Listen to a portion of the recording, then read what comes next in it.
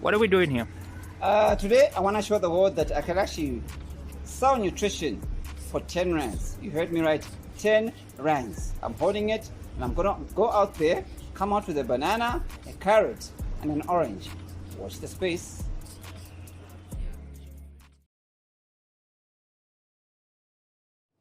Now, we need regular public briefings on the COVID-19 vaccine rollout and fewer promises about what might happen at some unknown time in the future.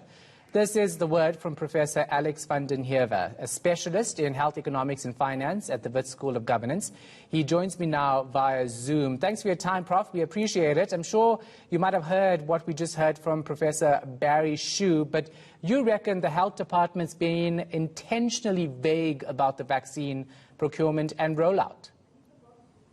Yes, I think that they've probably got bad news.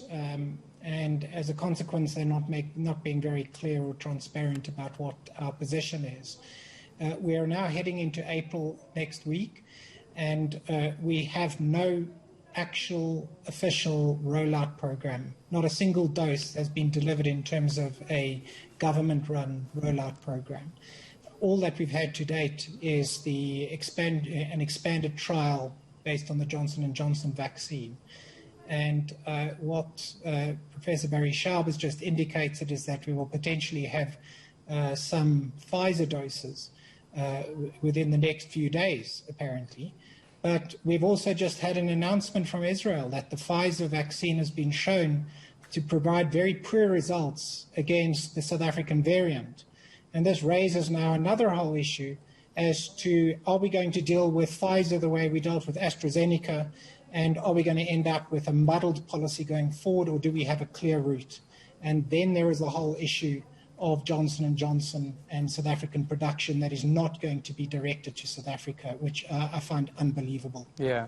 So Professor Shube is, of course, saying that government must be cut some slack because we really can't control how these vaccines are produced across the world, and we can't control the delays. But what do you think about that? I mean, many people are criticizing government for being slow from the very start, which is why we're here.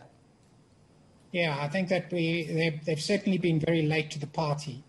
And it's been unclear as to why neither a rollout plan was prepared or some kind of bilateral agreements were entered into early on. It's also unclear why they've made the particular strategic choice to sort of boot the AstraZeneca vaccine into Africa or somewhere else, when in fact it could still potentially have an impact on severe illness. So we're going to have to deal with vaccines that potentially are not particularly good at preventing infection, but may be very important in protecting against severe illness. Now, I can't give a formal opinion on that. It will be up to the vaccinologists and the scientists to say whether or not, in terms of contingent planning, it makes absolute sense to still administer a vaccine that doesn't entirely prevent transmission or infection, but does prevent potentially severe illness, as to whether or not we still continue to dispense it. We're going to face that with Pfizer. We faced it with AstraZeneca. We've essentially backed off and done nothing as a strategic move at this point. And I think that this really worries me. It just shows that there's incredible dithering going on about our strategy. Yeah.